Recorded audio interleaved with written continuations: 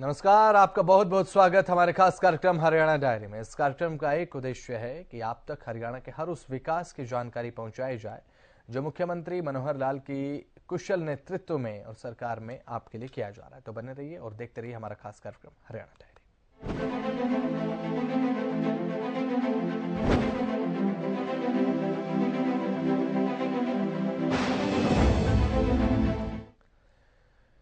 तो अंतर्राष्ट्रीय गीता जयंती महोत्सव 2023 के समापन पर मुख्यमंत्री मनोहर लाल ने शिरकत की और साथ ही प्रदेश की जनता को संबोधित करते हुए मानव जीवन में गीता की भूमिका को भी बताया। रिपोर्ट देखिए।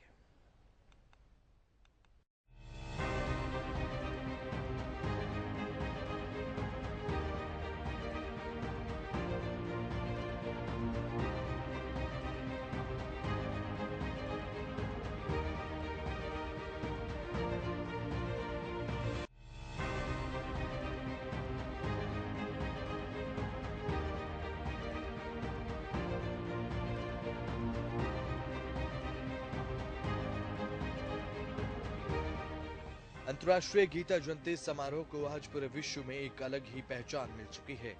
गीता जयंती समारोह को पूरे विश्व में एक प्रसिद्ध समारोह के रूप में आज जाना जाता है और इसे प्रसिद्ध करने के लिए मुख्यमंत्री मनोहर लाल की बेहद अहम भूमिका रही है। मुख्यमंत्री मनोहर लाल का ये मानना है कि गीता का ज्ञान संपूर्ण मानव जीवन का आधार है, जिसे पूरे विश्व में फैलाया जाना चाहिए और इसके लिए मुख्यमंत्री मनोहर लाल लगातार काम भी कर रहे हैं। इस बार का गीता जयंती महोत्सव 7 दिसंबर से शुरू हुआ, जिसका भव्य आगाज देखने को मिला और उसके बाद अब ये समारोह समापन की ओर है। मुख्यमंत्री मनोहर लाल अंतर्राष्ट्रीय गीता जयंती समारोह के समापन समारोह में शामिल रहे। साथ ही मुख्यमंत्री ने इस दौरान कार्यक्रम को संबोधित भी किया। मुख्यमंत्री मनोहर लाल ने संबोधित करते हुए कहा कि 2014 में प्रधानमंत्री नरेंद्र मोदी ने गीता को अंतर्राष्ट्रीय पटल पर लेकर जाने का आह्वान किया था। इसके बाद 2016 से सामान्य गीता महोत्सव को अंतर्राष्ट्रीय महोत्सव के रूप में बदलने का काम हमने किया है।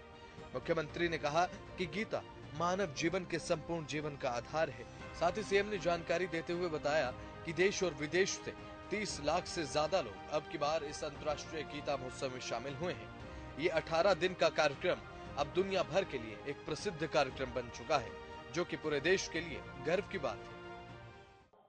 बहुत बहुत आभार प्रकट करता हूं कि एक इस प्रकार के विश्वव्यापी कार्यक्रम में हम सब लोगों ने गीता जयंती के आज समापन कार्यक्रम पर 18 श्लोक का सांगिक उच्चारण करके और एक वातावरण में ऐसे तरंगे पैदा की हैं जिसकी ऊर्जा हम सबको मिलेगी। हम सब जानते हैं कि मार्गशीर्ष शुक्ल एकादशी को ये गीता जयंती का कार्यक्रम वैसे तो हरियाणा में कई वर्षों से किसी न किसी रूप में मनाया जाता रहा। 2014 में देश के प्रधानमंत्री श्री नरेंद्र मोदी जी ने जब आह्वान किया कि हमको इसको विश्वव्यापी संदेश देने के लिए कुरुक्षेत्र में गीता जयंती के स्वरूप को थोड़ा बदलकर इसको विस्तारित करना होगा, बड़ा करना होगा। आप जानते हैं कि 2016 से हमने वो सामान्य गीता जयंती का महोत्सव को एक अंतर्राष्ट्रीय गीता जयंती के कार्यक्रम रूप में बदल करके 8वां ये वर्ष है जब न केवल देश के बल्कि विदेशों से भी बहुत से लोग कुरुक्षेत्र की धरती पर ये जो 18 दिन का चलने वाला कार्यक्रम है इसमें सहभागी होते हैं। आज के इस कार्यक्रम में मैं आभार प्रकट करता हूं हमारे असम के मुख्यमंत्री श्री हेमंत बिस्वा शर्मा जी का कि जिन्होंने न केवल कुरुक्षेत्र अथवा भगवान कृष्ण जी का जो हरियाणा के इस कार्यक्रम के माध्यम से जो एक आह्वान उन्होंने किया, हम अपने आप को भगवान कृष्ण से जोड़ते हैं, वहीं असम के साथ भी जो संबंध आपने दर्शाया है उससे निश्चित रूप से हरियाणा और असम के संबंधों को और हम आगे लेकर के जाएंगे। जैसा बताया गया कि बहुत से ऐसे विषय जो जुड़े हुए हैं, उसमें जो युद्ध हुआ था महाभारत का, उसके अंदर असम की सेनाओं ने भी महाबली घटोत्कच और बर्बरीक के सेनापतित्व में जो युद्ध किया उसकी दंत कथाएं सब लोग जानते हैं, सब उसको सुनते हैं। मुख्यमंत्री ने कहा न केवल देश में बल्कि विदेशों में भी गीता महोत्सव की धूम देखने को मिलती है।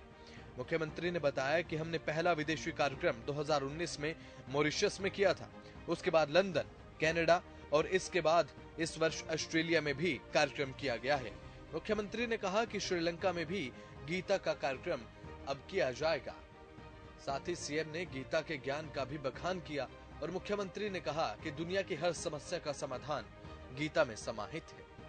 न केवल देश में बल्कि विदेशों में भी निमंत्रण आने लगे हैं अंतर्राष्ट्रीय गीता जयंती के।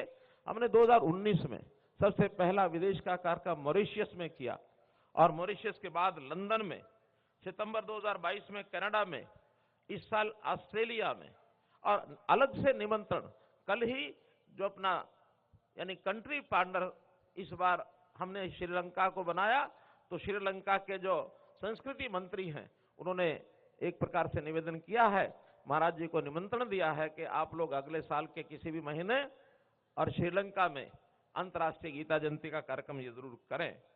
गीता के बारे में बहुत से विद्वानों ने अपनी अपनी बातें कही हैं। उस संबंध में मेरा कुछ कहना वास्तव में सूर्य को दीपक दिखाने जैसा होगा।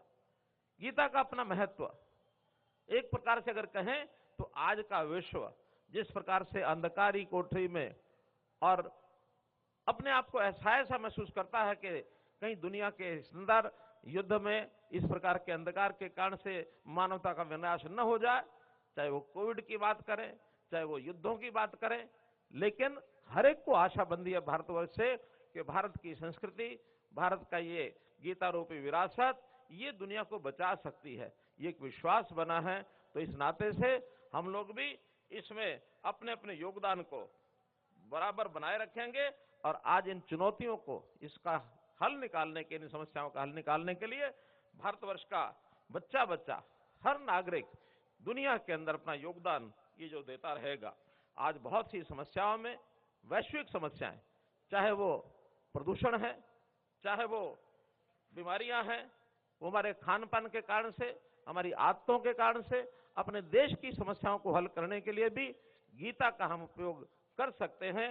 और इस गीता के अध्ययन के नाते से हमने, जैसा स्वामी जी ने, आत्मानंद जी ने बताया, गुजरात के अंदर शुरू किया है, हमने हरियाणा में भी। आखिर गीता का संस्कार लगातार विद्यार्थी जीवन से शुरू होता तो जीवन के अंदर बहुत बड़ा एक संस्कार मिलता है। केवल गीता जयंती मना लेने से जीवन के अंदर संस्कार नहीं आते, बल्कि बचपन में ही यदि हम इन श्लोकों को उच्चारण करते हुए इसको याद करेंगे, इनका भावार्थ संस्कार मन में लेकर उस पर चलने की कोशिश करेंगे, तो निश्चित रूप से हमारा जीवन एक ठीक दिशा में आगे बढ़ेगा। मैं तो स्वयं अनुभव करता हूं कि गीता मात्र एक श्लोक, कर्मण्येवाधिकारस्ते मा फलेषु कदाचन, इस एक श्लोक ने जीवन में परिवर्तन ला दिया। कर्म करते रहो, फल की चिंता मत करो। आज उस श्लोक के कारण से जीवन में एक विचार आया कि हरियाणा की 2 करोड़ 80 लाख की जनता परिवार मान करके इसकी सेवा करना, यही कर्म है। इस कर्म को लगातार किए जा रहा हूं। मुख्यमंत्री मनोहर लाल का कहना है कि गीता सिखाती है कर्म करते रहो और फल की चिंता मत करो। यह एक बात पूरा जीवन बदल सकती है। मुख्यमंत्री ने कहा कि इसी श्लोक से प्रभावित होकर वे भी केवल जनता की सेवा को ही अपना कर्म समझकर बिना फल की चिंता किए कर्म करते जा रहे हैं। जनता के विकास के लिए कर्म करना ही मुख्यमंत्री मनोहर लाल अपना परम उद्देश्य समझते हैं और इसी उद्देश्य के साथ मुख्यमंत्री मनोहर लाल प्रदेश के विकास को गति दे रहे हैं, जिसे धरातल पर साक्षात देखा जा सकता है।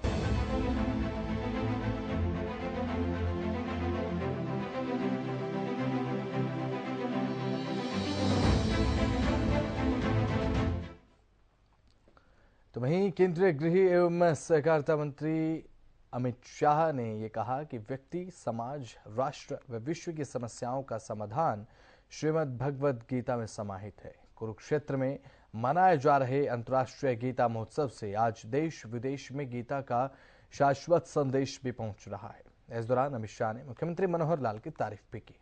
रिपोर्ट देखिए।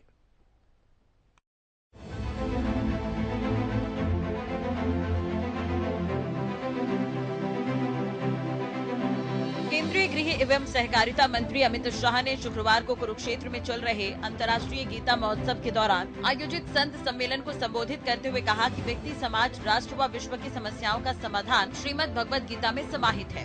उन्होंने कहा कि कुरुक्षेत्र में मनाए जा रहे अंतर्राष्ट्रीय गीता महोत्सव से आज देश विदेश में गीता का शाश्वत संदेश पहुंच रहा है।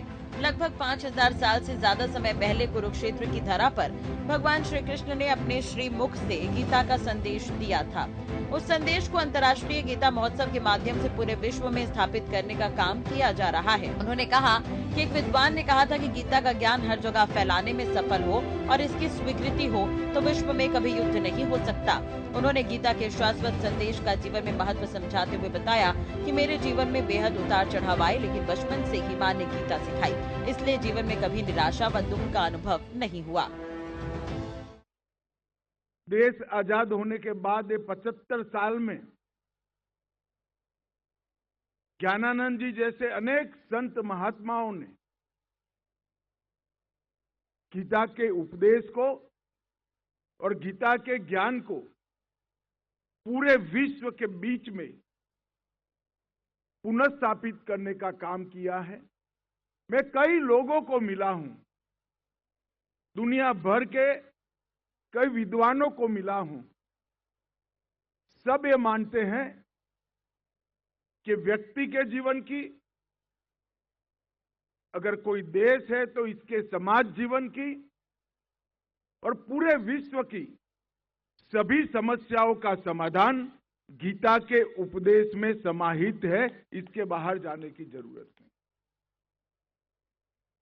कुछ विद्वान लोगों ने, कुछ रक्षा क्षेत्र से जुड़े हुए लोगों ने यह भी कहा कि अगर गीता का उपदेश, गीता का ज्ञान हर जगह पे हम फैलाने में सफल हो, इसकी स्वीकृति हो, तो विश्व में कभी युद्ध नहीं हो सकता। उस सज्जन को मैंने तुरंत कहा कि आपको शायद मालूम नहीं है, पूरे विश्व में युद्ध समाप्त करने की कुंजी आप जिस ज्ञान को बता रहे हो, वो ज्ञान किसी को युद्ध के लिए प्रेरित करने के लिए दिया गया ज्ञान है। ये आपको मालूम नहीं होगा। भगवान श्री कृष्ण ने अर्जुन को युद्ध के लिए प्रेरित करने के लिए, इनकी शंकाओं का समाधान करने के लिए, और जो निर्वेद की निर्मित होती थी, वो निर्वेद की मुक्ति के लिए श्री कृष्ण ने गीता का उपदेश अर्जुन को कहा था। मगर वो युद्ध, श्री कृष्ण ने कहा था कि अर्जुन, ये युद्ध का समय है, सामने कौन है वो नहीं देख सकते हो, तेरा धर्म है कि तुम युद्ध करो। मगर वो युद्ध खुद के लिए नहीं,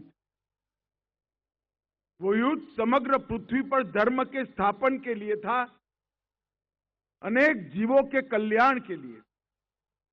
और यही ज्ञान को आज मैं बड़े सम्मान के साथ ज्ञानानंद जी महाराज को कहना चाहता हूं कि एक व्यक्ति गीता को प्रचलित करने के लिए, गीता को स्वीकृत करने के लिए और विशेषकर देश और विदेश में गीता के ज्ञान को प्रचारित करने के लिए क्या कर सकता है, इसका अगर उदाहरण ढूंढना है तो ज्ञानानंद जी महाराज आपके जीवन का सबने अध्ययन करना। मैं कई साल से मिलता हूं, मगर हर कोई भी समस्या के लिए आए हो, अंत में गीता की बात कर इसका समारोह करते हैं। केंद्रीय गृह मंत्री ने कहा कि वर्ष 2014 में जब प्रधानमंत्री नरेंद्र मोदी कुरुक्षेत्र में गीता जयंती महोत्सव में आए थे, उस समय उन्होंने संकल्पना की थी कि गीता के संदेश को विश्व में प्रसारित करने के लिए इसका स्वरूप बढ़ाया जाना चाहिए। मुख्यमंत्री मनोहर लाल की तारीफ करते हुए उन्होंने कहा कि हरियाणा के मुख्यमंत्री श्री मनोहर लाल साधुवाद के पात्र हैं, जिन्होंने प्रधानमंत्री की संकल्पना को मूर्त रूप दिया और वर्ष 2016 से गीता महोत्सव को अंतर्राष्ट्रीय स्वरूप दिया। उन्होंने कहा कि वर्ष 2024 आने वाला है और वर्ष 2014 से 24 तक के इन 10 सालों में भारत के स्व को जगाने का काम प्रधानमंत्री श्री नरेंद्र मोदी ने किया है। उन्होंने कहा कि भारतीय जनता पार्टी की मान्यता है कि इस देश की महान संस्कृति को हमेशा आगे बढ़ाना चाहिए। महान संस्कृति से मार्गदर्शन लेकर ही देश की नीतियों का निर्धारण व कानून बनने चाहिए। उन्होंने कहा कि प्रधानमंत्री ने इन 10 सालों में ऐतिहासिक निर्णय लिए हैं। श्री राम जन्मभूमि पर भव्य मंदिर का निर्माण हो रहा है और 22 जनवरी को श्री राम लला अपने घर में स्थापित हो रही है। इसके अलावा धारा 370 समाप्त हो गई है।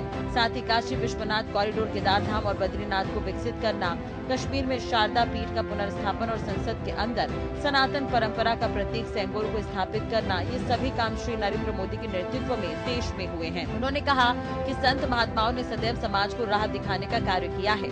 मेरा विश्वास है कि इस प्रकार के कार्यक्रम से गीता के उपदेश व उसके ज्ञान को जन जन तक पहुंचाने के साथ साथ विश्व में गीता को पुनर्स्थापित करने का काम होगा। 2014 से मोदी जी का नेतृत्व में यहाँ देश में सरकार चल रही है। जैसे मनोहर जी ने बताया, मोदी जी ने ही 2014 में इसी गीता महोत्सव में भावना रखी थी कि इसका अंतर्राष्ट्रीय स्वरूप होना। मैं मनोहर लाल जी को बहुत बहुत साधुवाद देना चाहता हूं कि वो 15 में मुख्यमंत्री बने और 16 से गीता महोत्सव को अंतर्राष्ट्रीय गीता महोत्सव करने का काम। और आज असम भी आज के महोत्सव का हिस्सेदार है और श्रीलंका भी आज के महोत्सव का हिस्सेदार है। देश के हर हिस्से में गीता का संदेश पहुंचना चाहिए, दुनिया के हर कोने में गीता का संदेश पहुंचे।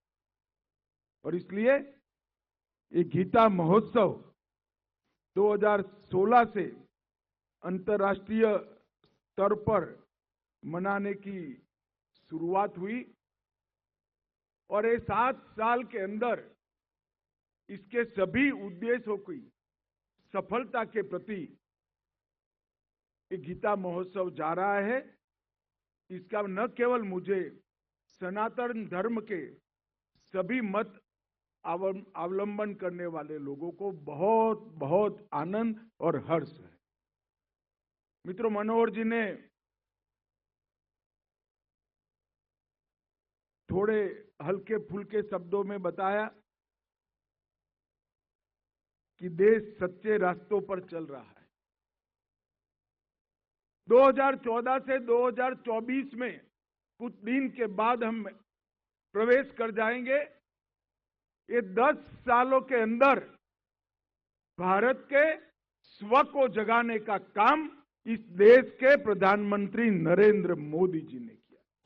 इस मौके पर केंद्रीय गृह मंत्री एवं सहकारिता मंत्री अमित शाह का धर्म क्षेत्र कुरुक्षेत्र की पावन धरा पर आगमन करने के लिए प्रदेश की लगभग 2 करोड़ की जनता यहां पर पहुंची हुई थी।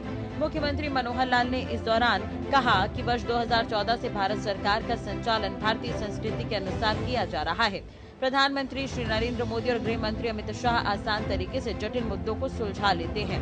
उन्होंने कहा कि जम्मू कश्मीर से 370 हटाने, अयोध्या में भगवान श्री राम के मंदिर का निर्माण, ट्रिपल तलाक जैसे ऐतिहासिक फैसले हुए हैं। उन्होंने आगे कहा कि वीरवार को ही लोकसभा व राज्यसभा में सीआरपीसी और आईपीसी से संबंधित 3 नए कानून पास हुए हैं, जो कि आज अध्यादेश बन गए हैं। आजादी के 75 वर्षों से प्रचलित गुलामी के चिन्हों को एक एक करके हटाकर देश को एक सूत्र में बांधने का काम किया गया है। इसके लिए मुख्यमंत्री मनोहर लाल ने प्रधानमंत्री और गृह मंत्री की तारीफ की। बहुत ही अपने प्रदेश हरियाणा के लिए गर्व का ये विषय है कि जिस गीता ज्ञान को हजारों वर्ष पहले भगवान कृष्ण ने अर्जुन को युद्ध के मैदान में जो संदेश दिया, वो केवल एक मात्र कोई श्लोक या कोई वाक्य, कोई पुस्तक का वाचन नहीं था, बल्कि जीवन का एक ऐसा सार जिसको हम शाश्वत कह सकते हैं, सार्वभौमिक कह सकते हैं, सर्वस्पर्शी कह सकते हैं, जो सबके लिए उस समय भी उतना ही उपयोगी था जितना आज वो उपयोगी लग रहा है। तो इस जीवन के सार को, गीता ज्ञान को आगे बढ़ाने के लिए हरियाणा में एक छोटा सा उत्सव गीता महोत्सव जो मनाया जाता था, उसको 2016 में अपने देश के प्रधानमंत्री श्री नरेंद्र मोदी जी की प्रेरणा से, तो उन्होंने स्वयं 2014 में जब वो यहाँ आए थे तो उन्होंने कहा था कि गीता के इस प्रसार को आगे बढ़ाने के लिए, इसका महत्व, हमको कुरुक्षेत्र में इस प्रकार के कार्यक्रम को आगे बढ़ाने के लिए कुछ विशेष करना होगा, तभी गीता को लोग जानेंगे। 2016 में हमने इसको अंतर्राष्ट्रीय स्वरूप पर बनाने का निर्णय लिया था। ये 8वां वर्ष है। दर्जनों देशों के लोग इस कार्यक्रम में आते हैं। 7 तारीख से लेकर 24 तारीख से ये कार्यक्रम 2 भागों में है। मुख्य कार्यक्रम तो 17 तारीख से और 24 तारीख तक है, लेकिन उससे पहले सरस मेला और एक प्रकार का जो एक लोगों के आकर्षण का केंद्र बनता है, तो कुल मिलाकर 30 लाख से ज्यादा लोग इस सारे कार्यक्रम को एक प्रकार से भ्रमण करते हैं, यहाँ आते हैं, यहाँ उनकी उपस्थिति लगती है।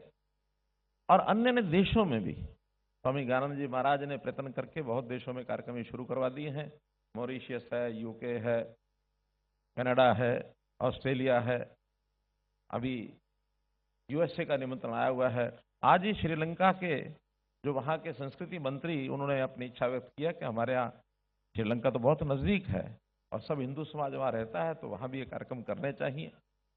तो इस प्रकार के एक विस्तृत कार्यक्रम की रूपरेखा आगे बढ़ रही है, तैयार हो रही है।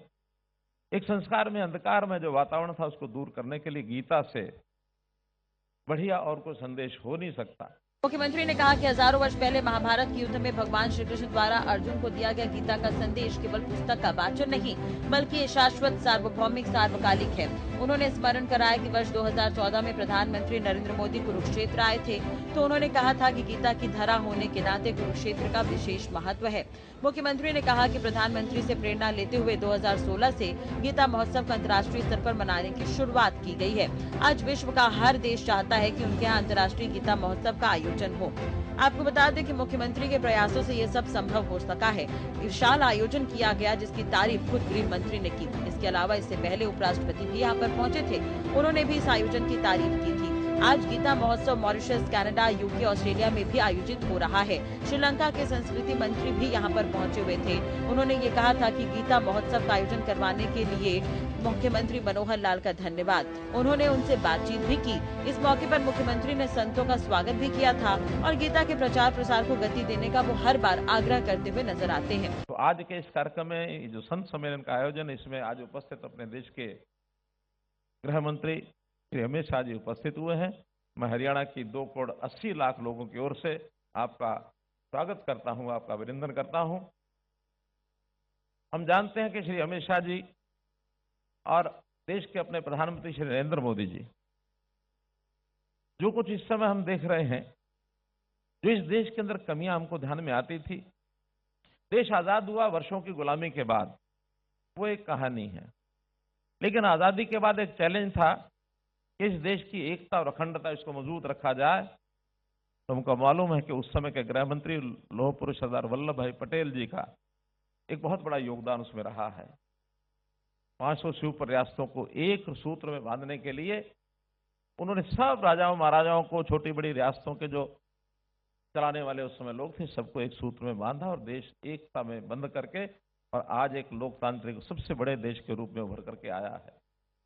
लेकिन पिछले 70-75 सालों में इस देश की गुलामी के जो चिन्ह थे, उनको मिटाने के लिए, उनको दूर करने के लिए, उनको हटाने के लिए ये काल शुरू हुआ अपना 2014 से श्री नरेंद्र मोदी जी के नेतृत्व में। और गृह मंत्री श्री अमित शाह जी ने जैसे जिस सरल ढंग से और जिस बड़े आसान तरीके से एक एक चीज की पहचान करके, बहुत तरह तरह की शंकाएं जाहिर की जाती थी, अयोध्या में राम मंदिर बनेगा तो पता नहीं क्या हो जाएगा, ऐसे 1 मिनट चुटकी में सारा मामला हल हो गया। जम्मू कश्मीर में 370 हटाना यह असंभव लोगों को लगता था, 1 मिनट में सब ठीक हो गया। बहुत से ऐसे विषय जो किए गए हैं, और मैं तो बधाई देना चाहूंगा आदरणीय गृह मंत्री जी को कि जो कल ही, यानी इस देश के संचालन करने के लिए जो देश के कानून होते हैं, खास करके गृह विभाग से जुड़े हुए जो कानून, चाहे वो आईपीसी है, सीआरपीसी है, सैकड़ों साल पुराने वो कानून बने हुए, जो इस देश के सिस्टम को समझते नहीं, यहाँ के लोगों की भावनाओं को समझते नहीं है, उन कानूनों के बदले 3 नए कानून कल ही लोकसभा राज्यसभा में पास हो गए हैं और जैसा आपने जानकारी दी है आज वो एक्ट का रूप धारण कर लेंगे।